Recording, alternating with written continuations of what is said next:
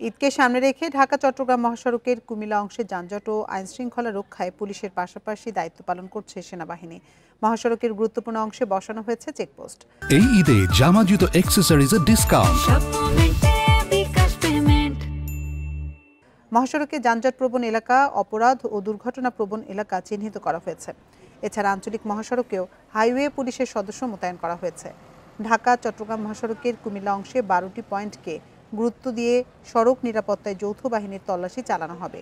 এবারে ঈদযাত্রায় সাধারণ মানুষ স্বস্তিতে বাড়ি ফিরতে পারবে আশা পুলিশ সুপারের।